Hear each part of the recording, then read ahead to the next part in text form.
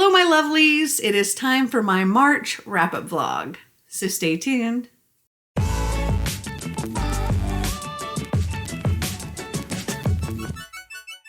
So it is Sunday, March 2nd, and I have completed 2 books.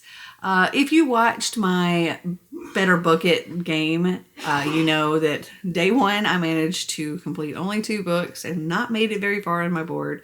But I did have some decent reads. So the first book I read was None Shall Sleep by Ellie Marney. And this is a psychological thriller. Our main characters, Emma and Travis, they're 18 years old. They are recruited by the FBI to help them with like profiling serial killers, to get information out of teenage serial killers, because the teenage serial killers really just won't talk to the more adult figures. And so Ellie and Travis are brought in. Ellie is top of her class in school. She's studying behavioral sciences, and she has an interesting insight with serial killers because she was taken by one and is the only survivor from the girls that were taken.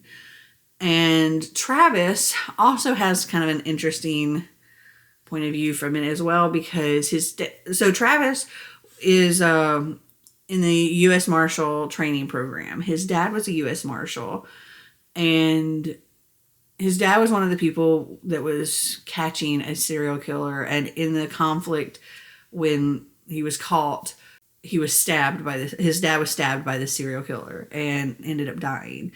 So the goal for Travis and Emma are to go in and talk to these teenage serial killers and get some insights, get them to fill out this form, just get them to talk, and so that the FBI can actually use this information, because there is an active serial killer at the time that they're suspecting is a teenager. It's targeting teenagers, and the first goes all well and everything, but then the second serial killer that they have them talk to is not one of the original ones that they were told they were going to have to speak to. And this one is a 19-year-old male named Simon Gutmanson, something like that. And that just happens to be the one that killed Travis's father. So Emma ends up having to take this on herself. And Simon has some interesting insights and points of view, I guess, on this active serial killer. Now, Travis and Emma are not supposed to be working on active cases, but they do kind of get pulled into this. I enjoyed it. I'm going to give it 3.5 stars, and I'll definitely be continuing the series. Next, I read Reminders of Him by Colleen Hoover. This one was, oh my goodness, the situation that they are in is so difficult. So our main character, Kenna, she is just getting out of prison. She's been in prison for 5 years for involuntary manslaughter or something like that, for manslaughter, because of drunk driving, and her boyfriend, Scotty, who she was in love with, was in the car with her, and he ended up dying. And we don't know exactly the whole story until later on in the book, but she spent 5 years in prison, and now she's out, and she's back in the town where Scotty was from. And the reason she's there is because shortly after she went to prison, right before she went to prison, she realized that she was pregnant. And so she ended up having a little girl who she named Diem while she was incarcerated. And then Scotty's parents are the ones that got custody of their child. And she ended up having to sign over her full parental rights. And she never even got to hold Diem. She never got to see her. And because she was a preemie, and she was taken to the NICU at another hospital right away. And so Kenna has been waiting these 5 years to hopefully find a way to reconnect, if they could possibly forgive her. And when she shows up in town, her very first night, she ends up meeting this bartender named Ledger. And at the time, she doesn't know it's Ledger, but they kind of hit it off like super quick and end up like making out more. And then she learns his name is Ledger, and Ledger was Scotty's best friend. And so there's going to be, definitely complications there. The next day, Ledger figures out who she is when she tries to show up at Scotty's parents' house. And he's instantly disgusted with her. He hates her. He's hated her for 5 years. He never met her before the accident, but he's kind of built her up in his head as this uncaring, unremorseful person. And he adores Diem. He's almost like a father figure to her. He's definitely an uncle figure for sure. And Diem loves him. And he's very protective of her. And he immediately tells Kenna, you got to go. You need to get out of town. And Kenna's like, I spent everything I had to try to be here, so I can't. And they end up spending more time together. And he gets to see that she's not the person he thought, he had his ideas about. And he ends up caring for her and wanting her to be able to have this opportunity. But Scotty's parents are like, absolutely not. And they kind of end up in a secret relationship, which they both know is a terrible idea. And if Scotty's parents find out, then Ledger's going to be out of Diem's life as well. And Kenna doesn't want that for him or for Diem because he is such a good person in her life. And it's a really, really tough situation. And I ended up, I got teary-eyed, I'll say that for sure. I give this 4.5 stars. I really enjoyed it. So it is still Sunday, March 2nd, and I've completed one more book. I finished The Lonely Hearts Book Club by Lucy Gilmore, and this book is precious. So we have like 5 different perspectives in this book, but they don't really go back and forth. It starts out with Sloane. Sloane is this quiet, timid librarian, and every day this curmudgeon old man named Arthur McLaughlin comes in the same time every day, and he essentially picks fights, but they're kind of good-hearted fights with her. And one day he comes in, and he's shuffling around a little bit more. He's got a phlegmy cough, and his fight that he picks with her is different, and it's cruel, and he's angry and bleak. And then she doesn't see him for several days, and she's super concerned about him because he's always there.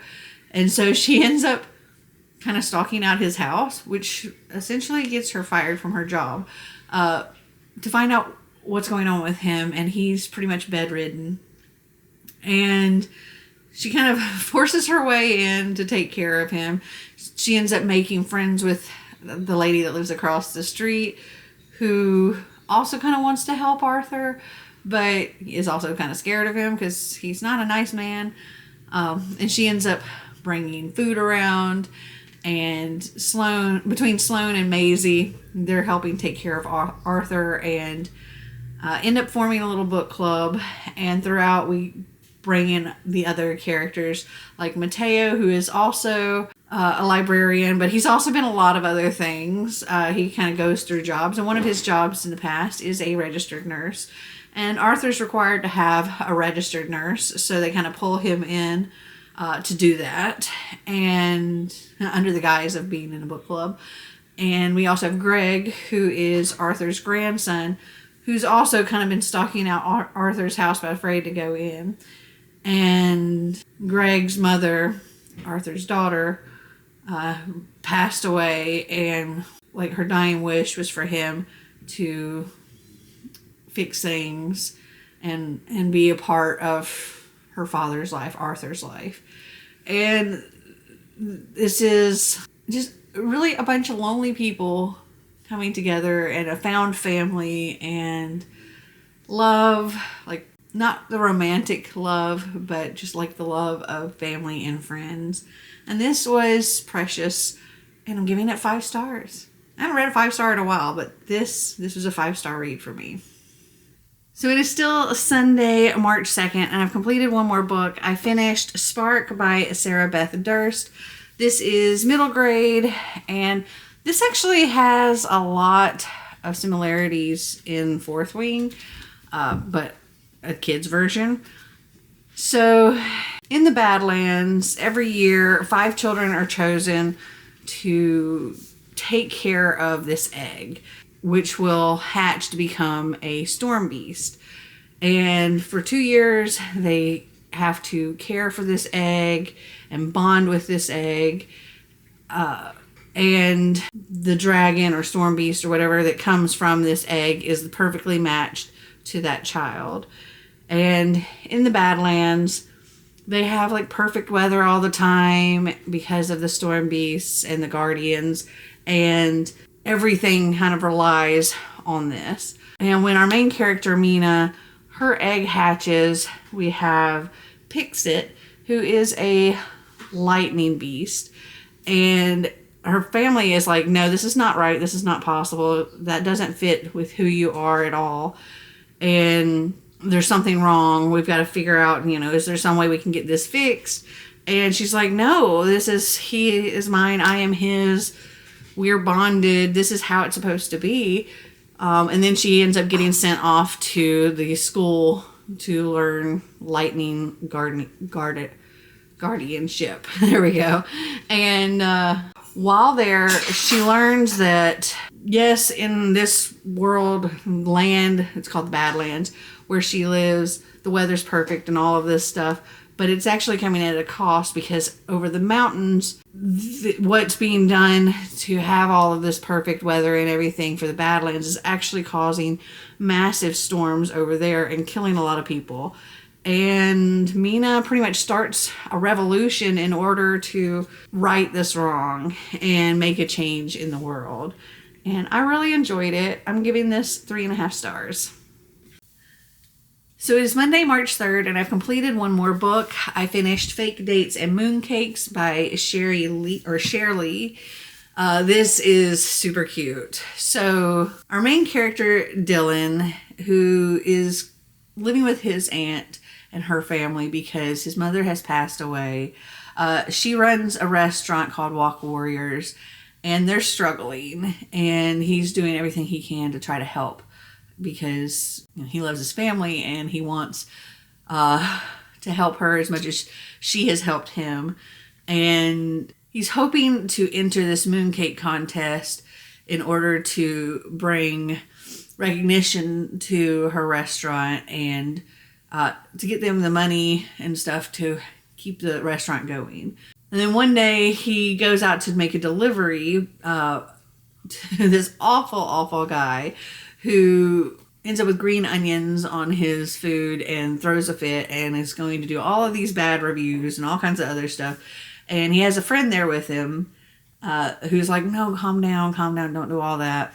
And this guy's just awful. Anyway, the next day, that friend, his name is Theo, shows up at the restaurant, and there's an instant connection between him and Dylan. And as they get to know each other, Theo realizes, what's going on with Dylan and his family, and he creates a quick foundation to provide a small grant to the Walk Warriors, the aunt's restaurant, to help keep them afloat just a little bit longer. And Dylan's like, no, we can't accept that, can't do this. And he's like, I will pay you back. However, I'll pay you back. So Theo's like, okay, well, I need to go to this family event and I need a +1. If I don't show up without a +1, then everybody's going to be trying to set me up. And Theo's like rich boy and driving a Ferrari and things like that. Dylan is very much not of that world. But Dylan agrees to be the fake boyfriend in front of Theo's family. But when we get there, it turns out that it's a wedding for one of Theo's cousins, and her mother, Theo's aunt, and Theo's father are in this legal battle, and they're not supposed to, he's kind of forbidden to go to anything involving her side of the family. So this is like a slap at his dad because he's angry with a lot of things with his dad. And Dylan's just the cherry on top of that. And there is a lot of drama. There's a lot of stuff that happens during that. But when it's all said and done, Theo's father thinks that Dylan is either after Theo's money or the publicity or whatever for his aunt's business and tries to cause even bigger issues. This was, if you're a fan of like Crazy Rich Asians, I think this is something you would definitely enjoy. I thoroughly enjoyed this and I'm giving it 4 stars. So it is still Monday, March 3rd, and I've completed one more book. I finished I See You by Claire McIntosh. And this is like a psychological thriller where our main character, Zoe, is around a 40-year-old woman who has an average life until she sees herself in the newspaper in the classified section around like 1-900 numbers and escort services and things like that. She sees her picture for an ad that says findtheone.com and a phone number. And she's like, what the heck? You know, she has no idea where this picture came from. And this advertisement, she's not on any dating sites or anything like that. And then like a day or two later, she sees this article or news thing about this woman that, well, it was an article about crime underground in the subway systems and stuff. And this woman had gotten her keys stolen. And Zoe recognized the woman from that article as the same as another woman that was in one of these advertisements, because there was a new advertisement every day with a different picture. And when they went to findtheone.com, it was just a blank page with a place to like put in a code or something. And the phone number said it wasn't in service. And so they had no idea what this was about. And it just so happened this woman had reported, her keys were stolen. And then later it seemed like somebody was coming into her house and rummaged through her laundry, things like that. And then later there is another woman who turns up murdered in a park. And her face was in this advertisement just 24 hours prior. So Zoe's freaking out because she's like, what's going to happen to me? It's been 5 days since my picture has been in this. What's going on? And it turns out that this advertisement is linked to a bunch of other crimes. And they're trying to solve this case before more people get hurt and figure out what's up with this site. And I enjoyed it. But I'm giving it a 3.5. It's not something I would reread again, but it was a good time. So it is Thursday, March 6th, and I've completed one more book. I finished Bride by Ali Hazelwood, and guys, this might be my favorite Ali Hazelwood book so far. I freaking loved it. That book was H-O-T, hot. Hot, hot, hot, hot, hot. Oh my goodness. So Ali Hazelwood, all her books prior to this were set in the real world and were very STEM based. And this one was definitely fantasy. We have vampires and werewolves and humans all living in the real world. I guess, real world-ish. But they have like defined lines, like areas. And it's very tumultuous between each of the different species. Our main character, Misery, is the daughter of the head of the Vampire Council. And when she was 8 years old, she was kind of traded as collateral with the humans. So each species, the humans and the vampires, had to give up a child 8 years old that was somebody important or related to somebody important. So in this case, Misery being the child of the vampire head council.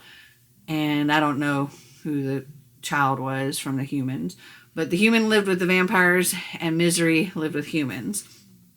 from the time she was 8 years old to the time she was 18. And she, of course, didn't fit with the humans because she wasn't one. And she was a very lonely child. She also was almost assassinated multiple times.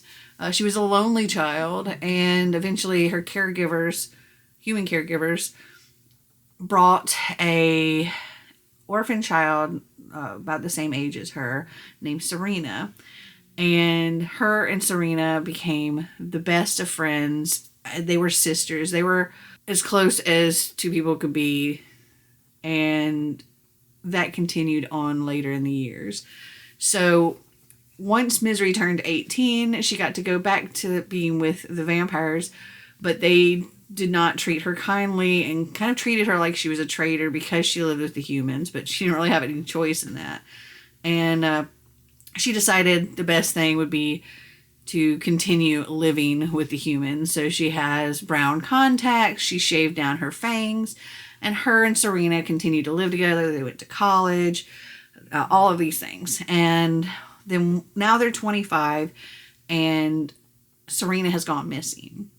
And Misery will do anything to find her. This is the one person in the world that she loves and cares for deeply. So she goes to Serena's house because at this point they have their own apartments.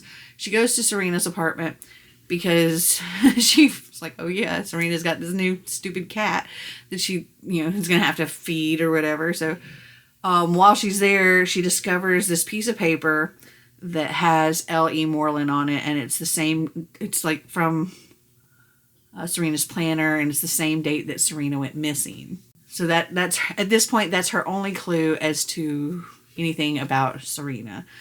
And then her father tells her that there's some change in politics, and now they're going to try to form this iffy ally with the Wares. And in order to do that, she must marry the Alpha Were. And at first, Misery is like, no, absolutely not. Until her father says the Alpha Were's name, Lo Moreland. And so Misery instantly agrees because she's like, L.E. Moreland, Lo Moreland. This is her way of getting in and trying to find some kind of proof, some kind of something to help her find Serena. So she, of course, marries him, and of course the Wares are not happy to have her in their territory. They're not happy to have their alpha wed to a vampire, so they don't take too kindly to her. And of course there's assassination attempts there too.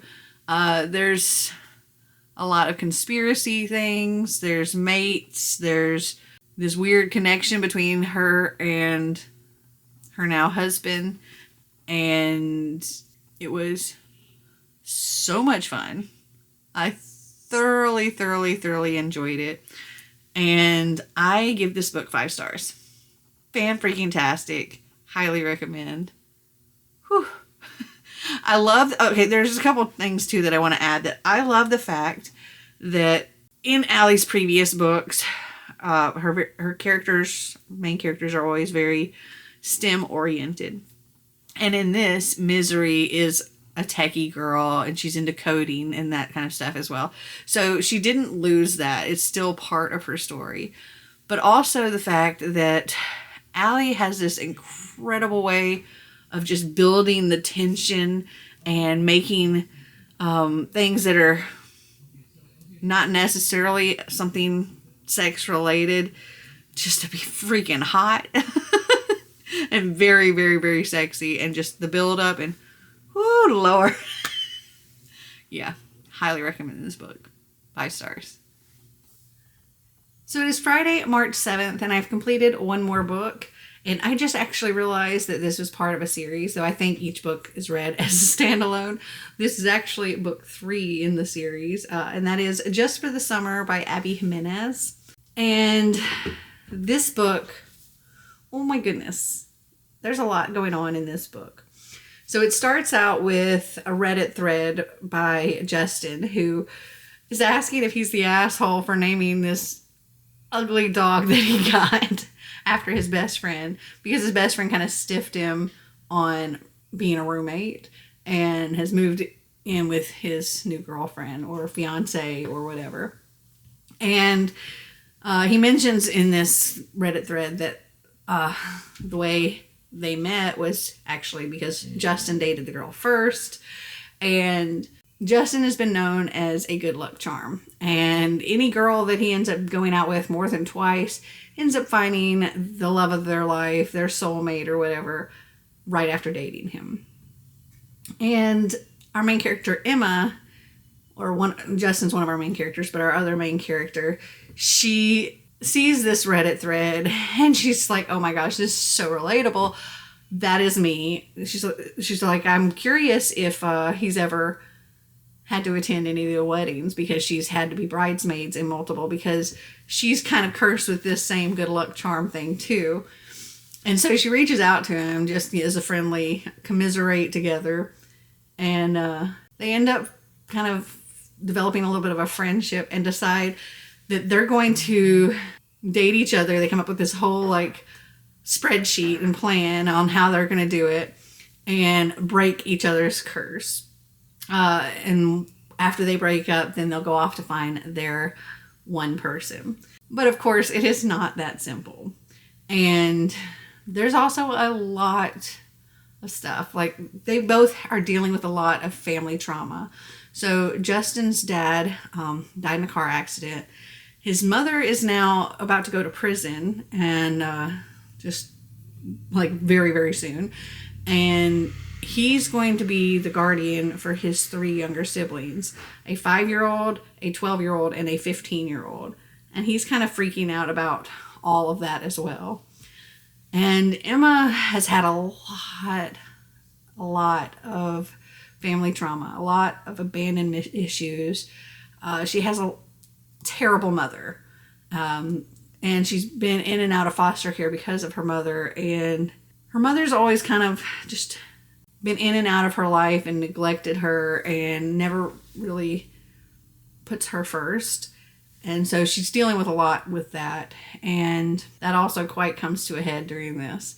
This is way more than just a cute rom-com. It is a cute rom-com, but it's so much more than that. There's a lot of mental health issues in here as well. And dealing with depression and PTSD and a lot. And working through that and therapy and just all of the things. I'll also tell you that a good chunk of the way through the book, a twist happened that I did not see coming, and it blew my mind. This book was really, really, really fantastic, and I give it 4.5 stars. It is Wednesday, March 12th, and I have completed one more book. I finished The Library of Lost Things by Laura Taylor Namey. I was listening to it on Libby. This follows a girl named Darcy, whose mother is a hoarder, and Darcy wants to be there for her, wants to help her through this, doesn't want to abandon her, but she's also incredibly ashamed of her house and her life. And because of that, she doesn't really let anybody that close. There's only one person that's ever been in her house, and that's her very best friend, Marisol, who they've been friends with since Darcy was 10 years old, or since they were both 10 years old. And Darcy's kind of just struggling to keep her head above water, or keep her head above all of the household goods that are piling up. And though her grandmother has been helping cover finances when Darcy's mom doesn't buy the groceries that are needed because she's buying other stuff or paying certain bills. And now that's getting cut off. And Darcy's got to figure out a way to make some extra money. So she sneakily starts trying to sell some of this stuff on eBay in hopes that her mom doesn't realize what's happening and lose it and like go on this massive splurge. Also, Darcy's worrying about the manager for their apartment seeing inside and them getting evicted, or somebody seeing inside and reporting her to CPS before Darcy turns 18, and then her getting split from her mom. And there's a lot. And there's this boy named Asher Fleet who graduated the year before Darcy, and he was headed off to Arlington Military School, but then he got into a terrible accident and it wrecked his body. It messed up his legs, and he's never going to be able to fly commercially again. So the military and everything is out, and that's kind of all he's ever wanted, was to fly. He's been flying since he was a kid with his dad. He got his pilot's license before he ever got his driver's license, and now he doesn't really know if he's ever going to get that chance to fly again, even just recreationally. And him and Darcy end up becoming friends and possibly more, but she's not sure she can let him in fully without him seeing this hoarding side of her life, and she's, ashamed and embarrassed of it.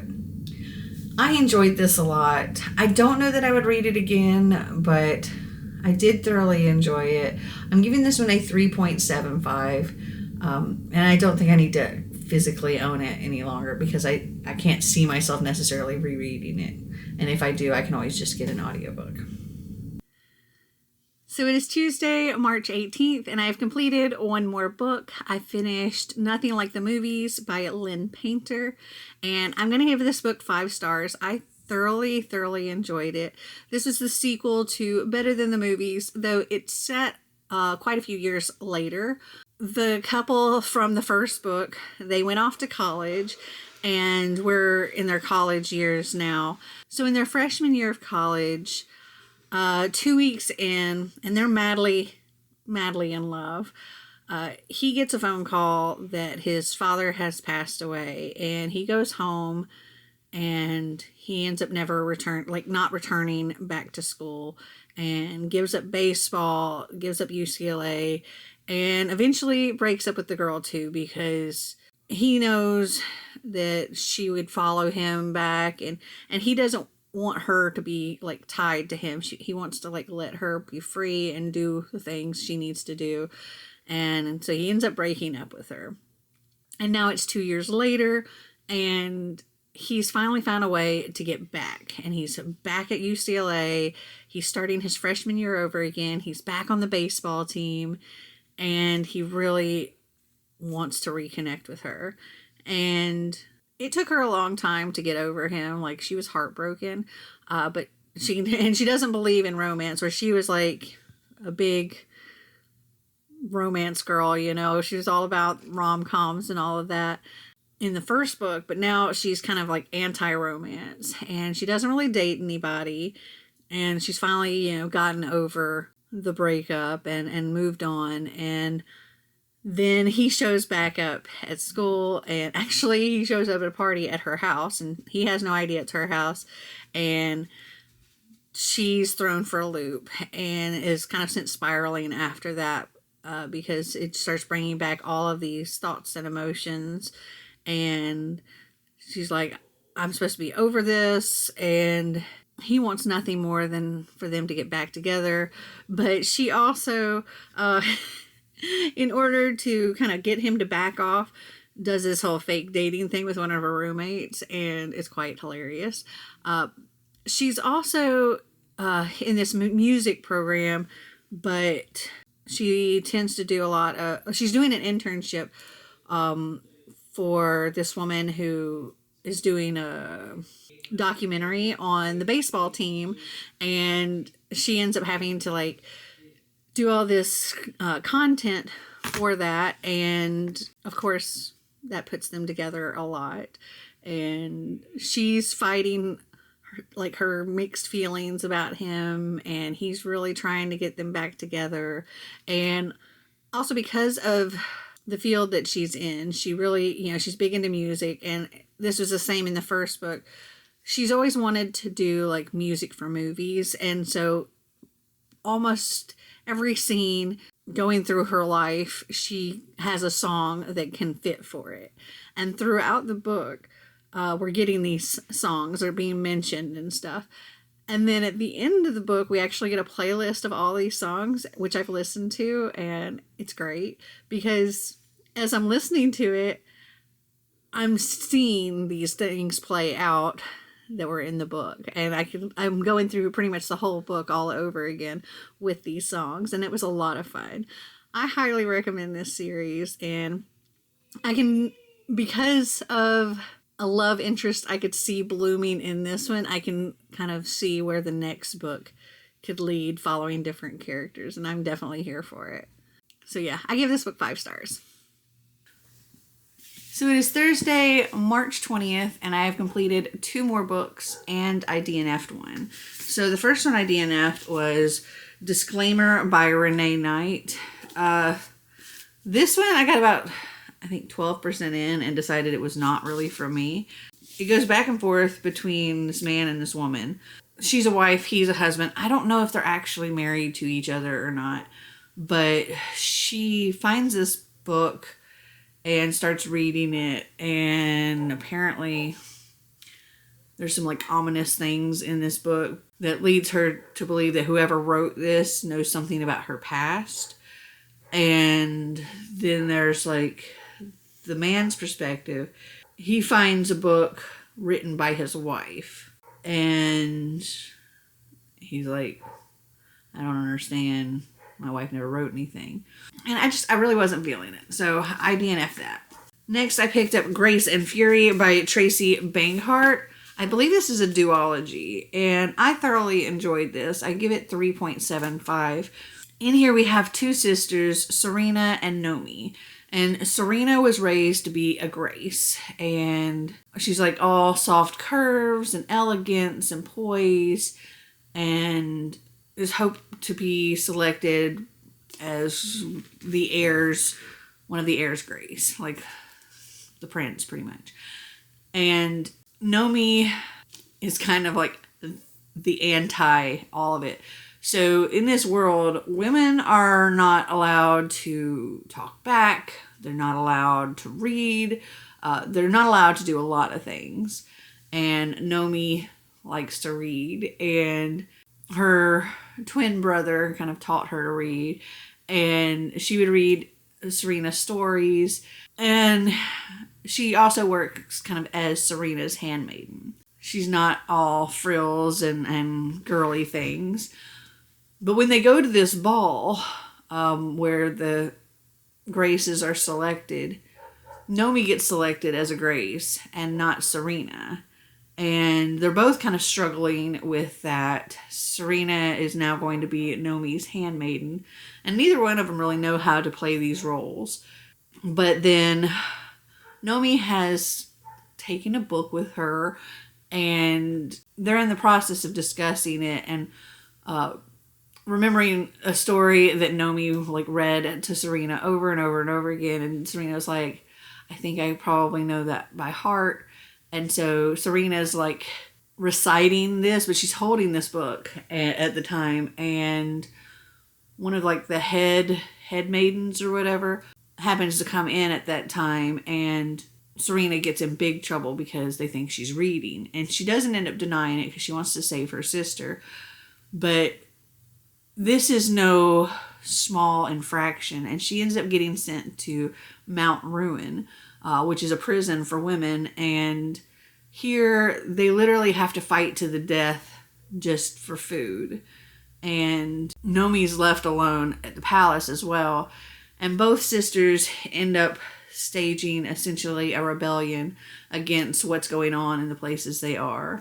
And I really enjoyed it. I want to continue, and I give this 3.75. Next, I read I Remember You by Kathleen David Bell. And this is set mostly in 1994. Lucas is this hockey player, and Juliet is, straight A student, headed for college, wanting to become a lawyer.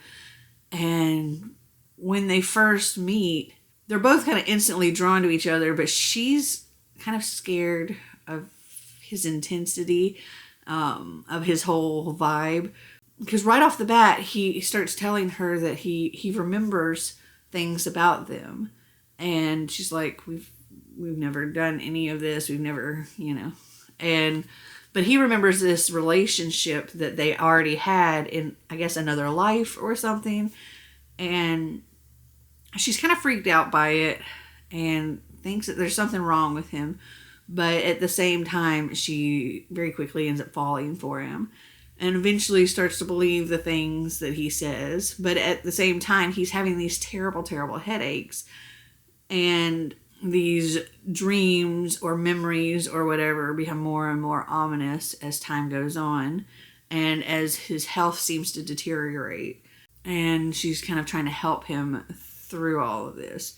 And until certain things that he remembers actually start to happen, she's not entirely sure if, she should believe him or not, or if it's just all in his head. But then there are things that happen to come to light. And this was fantastic. And I give it 4 stars. So it is Friday, March 21st, and I have completed 3 more books. So the first thing I completed was Memoirs of a Teenage Amnesiac by Gabrielle Zevin. And this follows a girl named Naomi who, at the very beginning of the book, she is at school and she falls down some stairs, hits her head, and wakes up in a hospital. And she remembers her name. She remembers certain things, but she doesn't really know what year it is, and come to find out she's essentially lost the last 4 years. She doesn't remember her parents being divorced. She doesn't remember her mother remarrying. She doesn't remember that she has a 3-year-old sister. And the boy that brings her to the hospital, his name is James, and he's a new kid at school, and he's very kind of mysterious.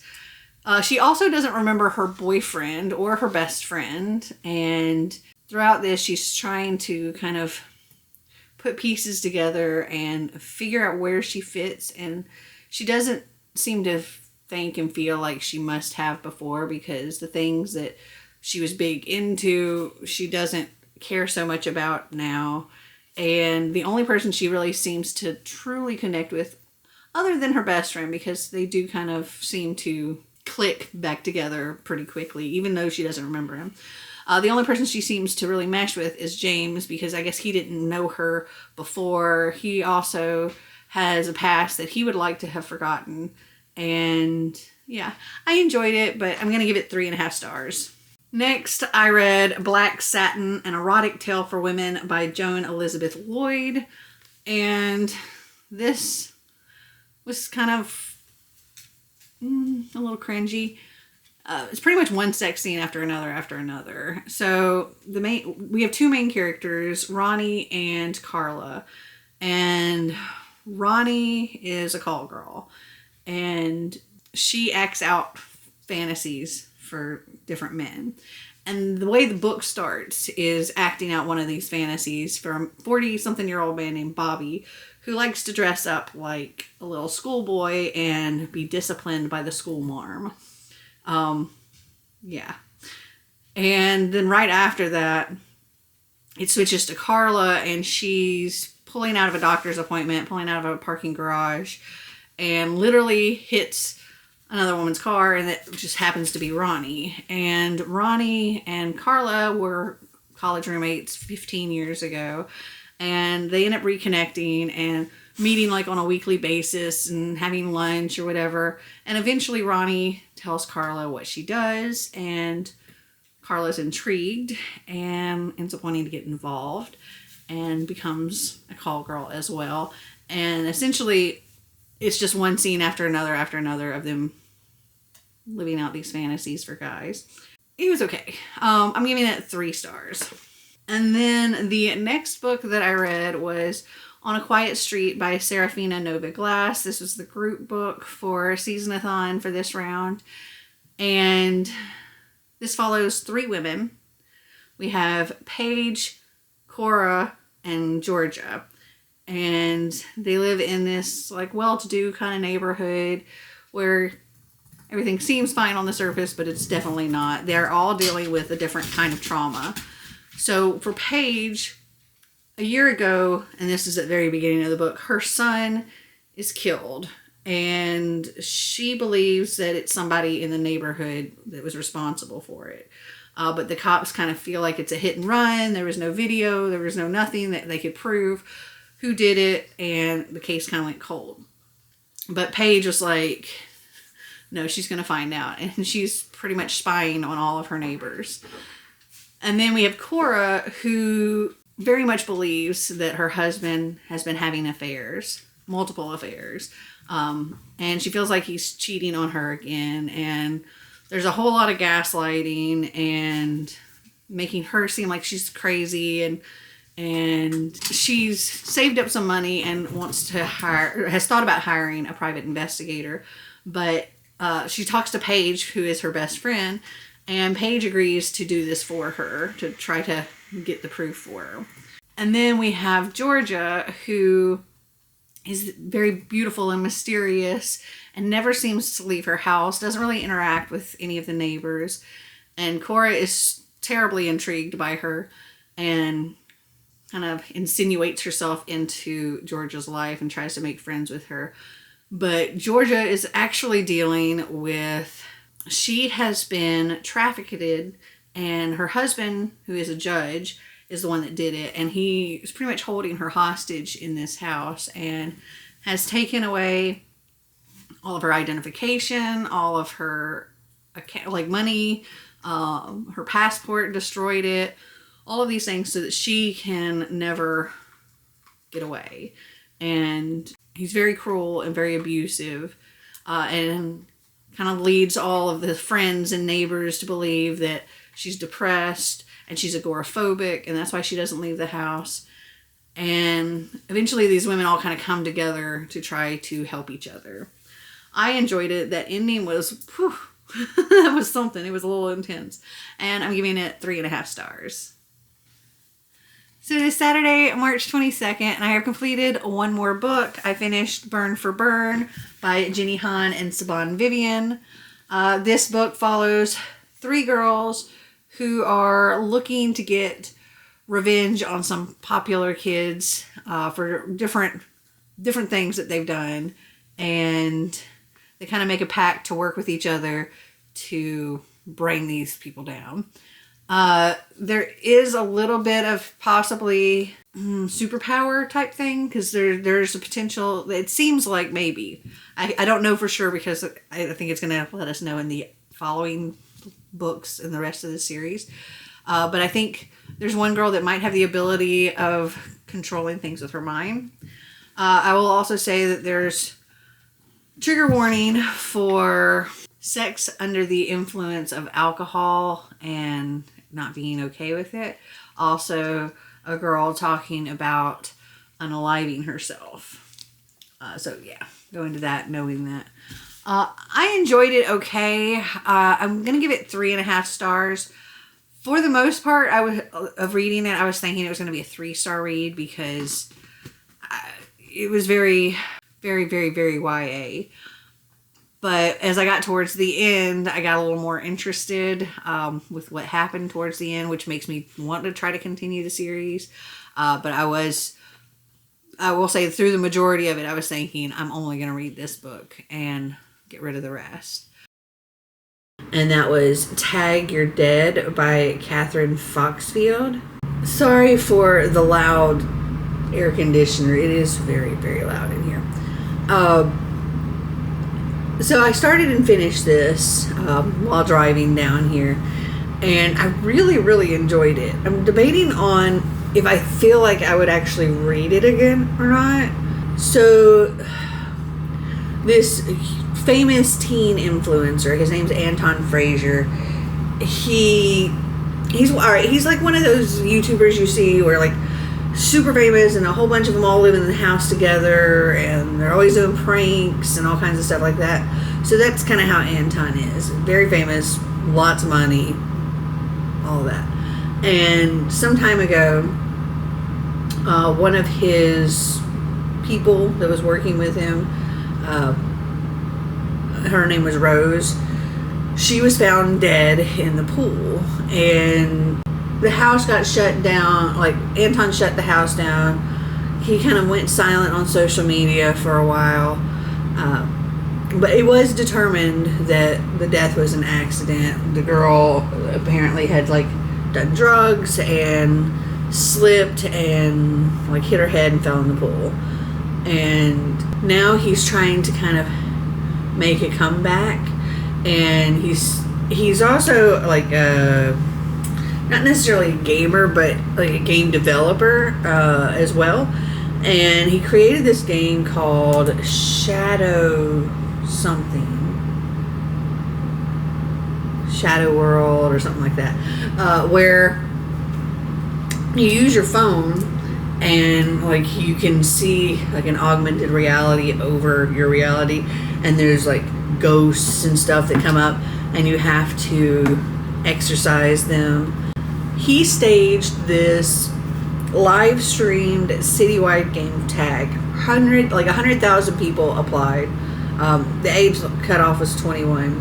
100,000 people applied. They only took 100 people.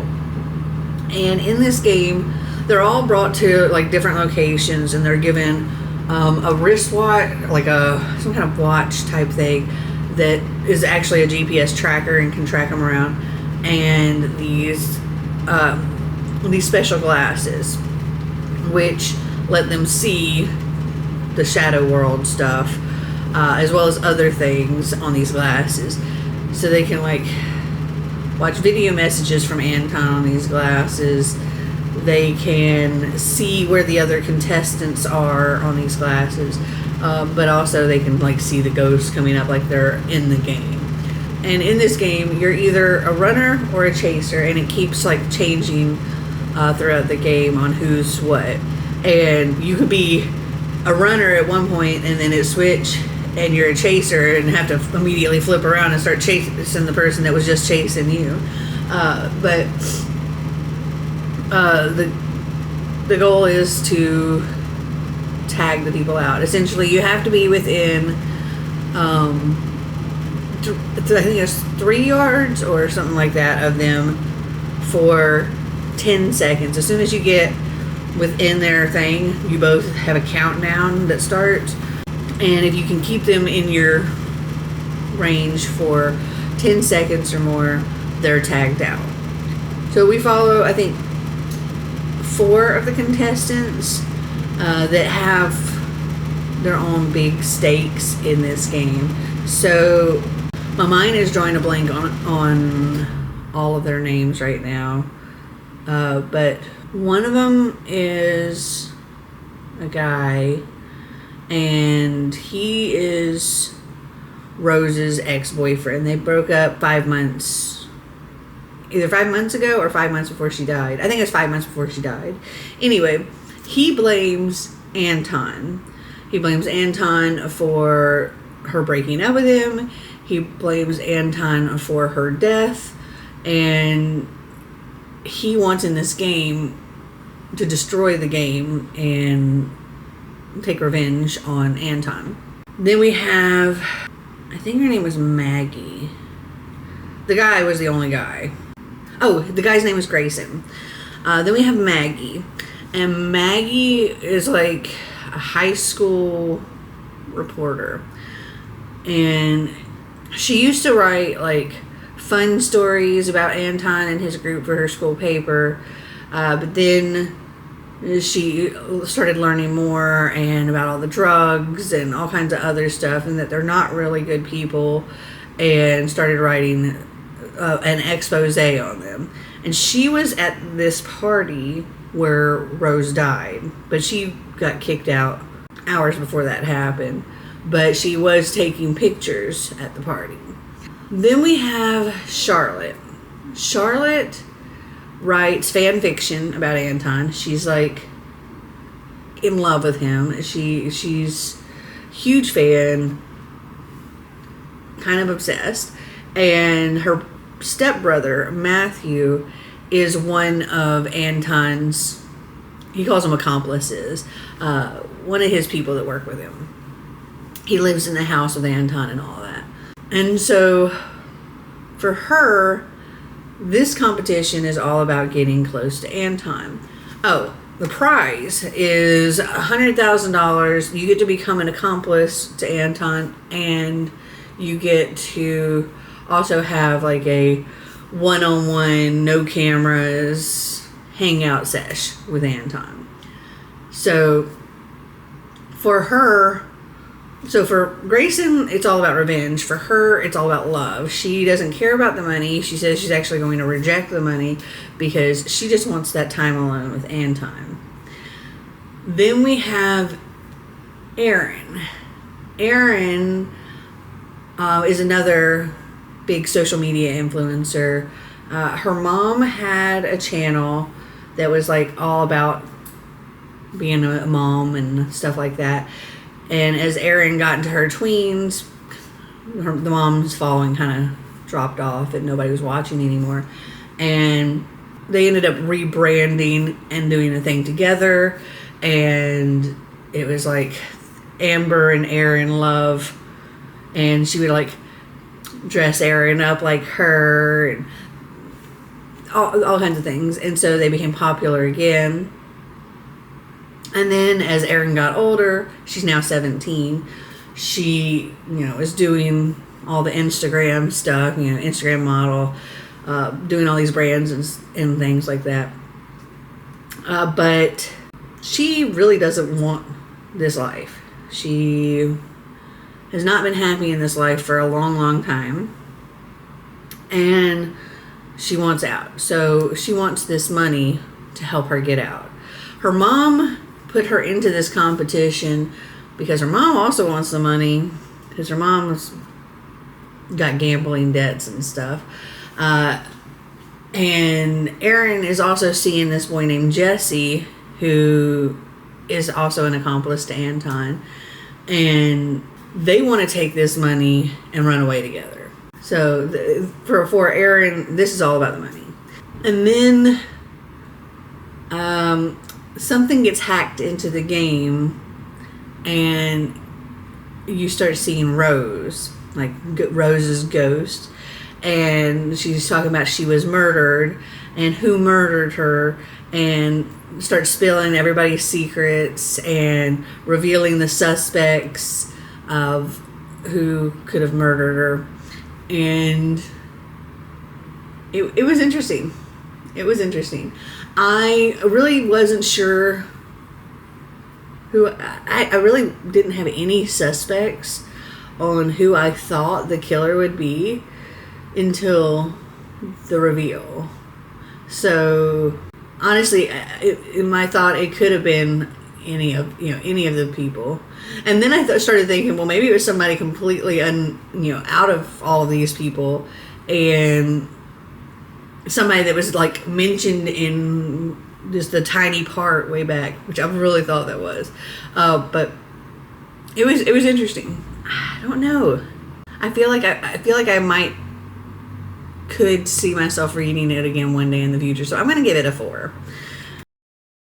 So yesterday I finished Crier's War, and I ended up giving that 3.75 because I feel like that's something that I would read the sequel to. I didn't end up enjoying it much more than I actually anticipated in enjoying it. So this follows 2 main characters. A girl named Alea who's human, and a girl named Crier who was made. She's sort of an automaton. And Alea's family was killed by the automatons, and she wants revenge on King Hixson. The automatons are now ruling this world. Eventually, so the humans ended up making the automatons. The automatons took over, and yeah, we're the Terminator, man. And King Hixson, king of the automatons, he's the one that Alea feels is responsible for this. And Crier is his maid daughter. And Alea's goal is to get close to Crier and kill her.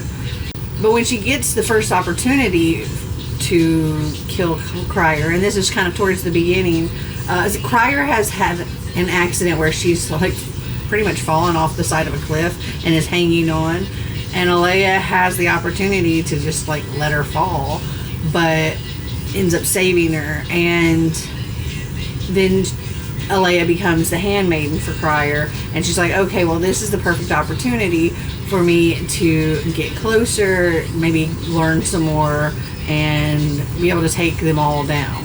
But as Alea and Crier get closer, she kind of becomes soft towards Crier.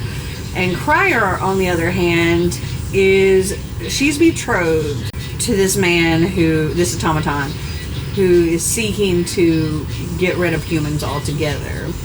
And Crier is very soft when it comes to Alea and doesn't see humans as a bad thing, and she wants to try to help everybody live together, and she's kind of going against her father and her betrothed in order to try to help with this. I enjoyed it a lot. Like I said, I'm giving it 3.75. And once I finished that, I picked up the physical copy of Hollow Fires by Samira Ahmed, and I got through the first little bit, like the first chapter, and I was into the second, and I very quickly decided I want to listen to this. This book is told all throughout in different multimedia formats. So the first is sort of, I think, like a journal entry by Sophia. Then we have like an online magazine article. And then we have like what's going on with Jawad, I think was his name. And just a bunch of other things. A bunch of journal entries, a bunch of news articles, Reddit posts, all kinds of stuff like that. And so I was like, I want to listen to this. And this book, oh my god. So this is the second book that I've read by this author. And the first one was Internment. I remember giving that one 5 stars.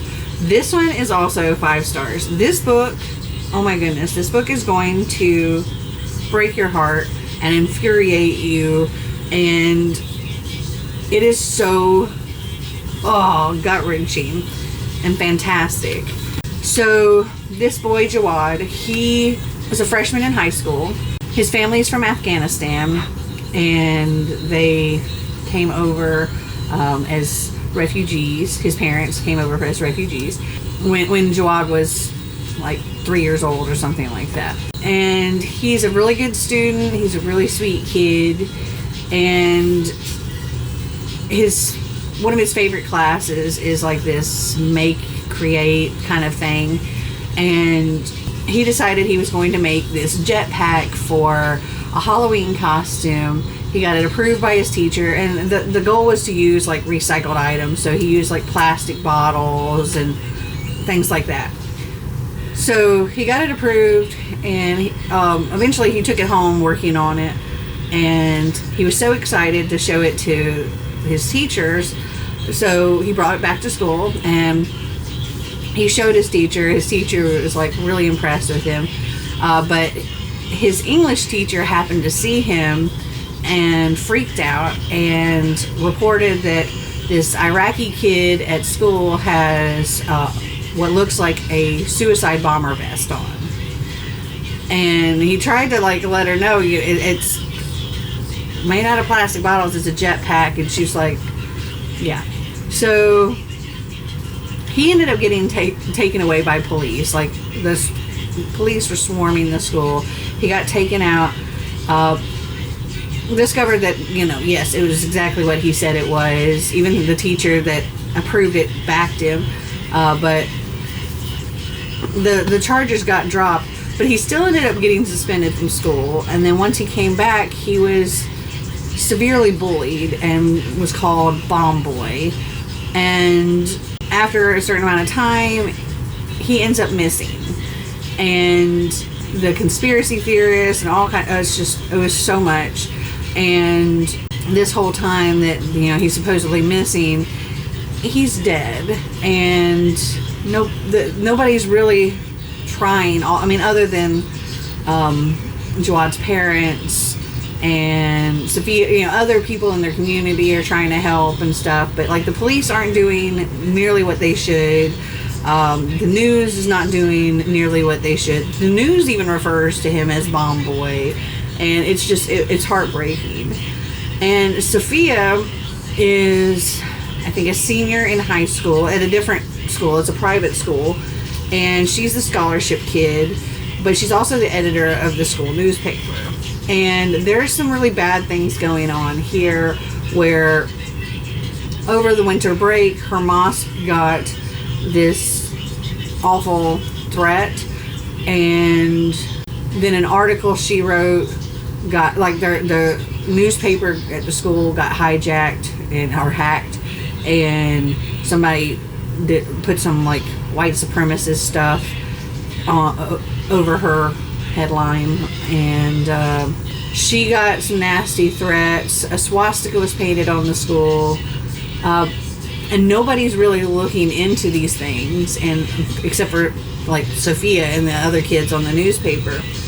And the principal is also, like, wanting to keep everything hush hush, and he's not okay with these articles that Sophia wrote, and she ended up suspended, and he just wants fluff stories. He's taken all, you know, her say away pretty much, and she's really invested in what's happening with Jawad and his story, and she's also hearing things that, like, Jawad is trying to speak to her. His ghost is there, and he's trying to speak to her and trying to get her to help him.